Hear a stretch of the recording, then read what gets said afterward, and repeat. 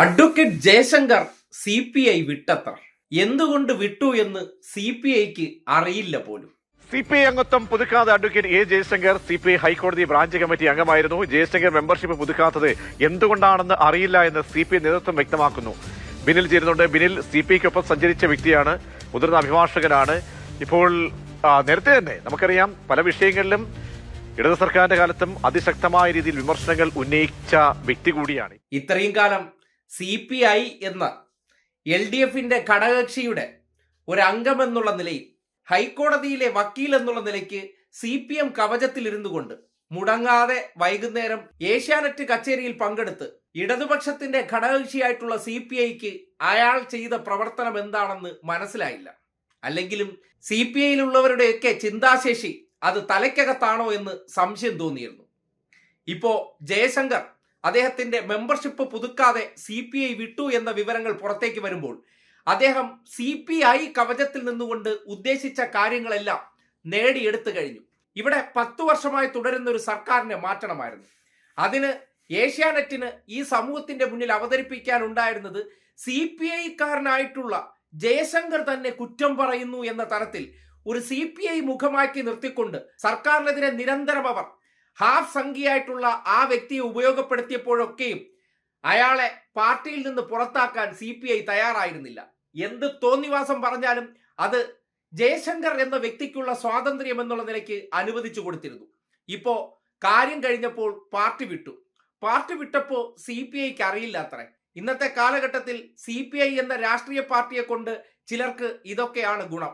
ആ പാർട്ടിക്കകത്ത് നിന്നുകൊണ്ട് ആ ലേബൽ ഉപയോഗപ്പെടുത്തിക്കൊണ്ട് ഇടതുപക്ഷ സർക്കാരിനെതിരെ പറയാൻ പറ്റുന്ന പരമാവധി നുണകളും വിടുവായത്തരങ്ങളും പറഞ്ഞ് ജനങ്ങൾക്കിടയിൽ സർക്കാരിനെതിരെ അവമതിപ്പുണ്ടാക്കാൻ ആ കവചം അദ്ദേഹത്തെ സഹായിച്ചു. ഇനി ആ കവചത്തിന്റെ ആവശ്യമില്ല. ആ കവചം ഉപയോഗപ്പെടുത്തി പരമാവധി ഏഷ്യാനെറ്റിൽ നിന്നും ഇടതു വിരോധരിൽ നിന്നൊക്കെ അദ്ദേഹം നടത്തുന്ന കച്ചേരിക്ക് വേണ്ടതെല്ലാം ആവോളം വാങ്ങിക്കൂട്ടി. ആ വാങ്ങിക്കൂട്ടിയതിനു ശേഷം ഇനി ഈ കവചം കൊണ്ട് ഒരു ഉപയോഗവുമില്ല. എടുത്ത് ചവറ്റുകുട്ടയിലെറിഞ്ഞു. അത്രയേ ഉള്ളൂ.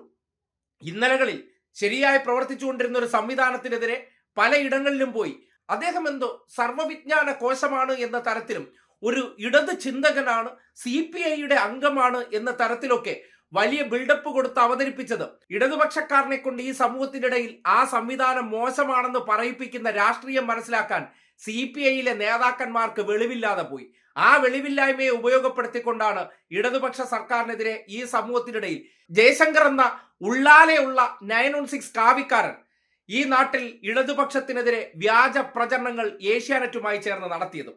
കാര്യസാധ്യത്തിന് ശേഷം ആ കവചം ഊരി വലിച്ചെറിഞ്ഞിട്ട് അദ്ദേഹം സ്വന്തം പാളയത്തിലേക്ക് മടങ്ങിപ്പോകുമ്പോൾ CPI വളരെ നിഷ്കളങ്കമായി പറയുന്ന വാചകങ്ങൾ കേൾക്കുമ്പോൾ ഇവർക്ക് നാണമില്ലേ എന്ന് ചോദിക്കാൻ സമൂഹത്തിന് തോന്നുന്നുണ്ട്.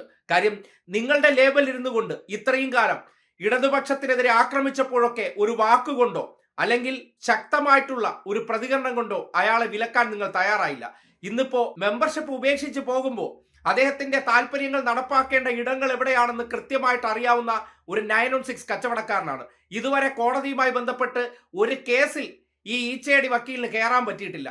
അതിനുള്ള പ്രാപ്തിയും കഴിവുമില്ല. അതുകൊണ്ടാണല്ലോ ആരും കേസുമായിട്ട് മഹാന്റെ അടുത്തേക്ക് പോകാത്തത്. പക്ഷെ എന്തും വിളിച്ചു പറയാൻ ഒരു നാവുണ്ട് എന്ന് കരുതിക്കൊണ്ട് അത് കൃത്യമായി തിരിച്ചറിഞ്ഞുകൊണ്ട് കേരളത്തിലെ ഇടതുവിരുദ്ധരെല്ലാം ആ നാവ് കൃത്യമായി ഉപയോഗിച്ചു. ആ ഉപയോഗപ്പെടുത്തി കാര്യസാധ്യം നടത്തുമ്പോൾ CPIയൊക്കെ ഇനി ഇന്നത്തെ കാലഘട്ടത്തിൽ ആർക്ക് വേണമെന്ന മനോഭാവത്തിൽ സംഘിപ്പാളയത്തിലേക്കോ അല്ലെങ്കിൽ കോൺഗ്രസിന്റെ അച്ചാരം വാങ്ങാൻ പോകുമ്പോൾ ഇങ്ങനെയൊക്കെ മാധ്യമങ്ങളോട് പോയി നിഷ്കളങ്കമായി വർത്തമാനം പറയുന്ന CPI നേതാക്കന്മാരുടെ പ്രതികരണങ്ങൾ കേൾക്കുമ്പോൾ നാട്ടുകാർ പുച്ഛിക്കുമെന്നുള്ള കാര്യത്തിൽ ഒരു സംശയവും വേണ്ട.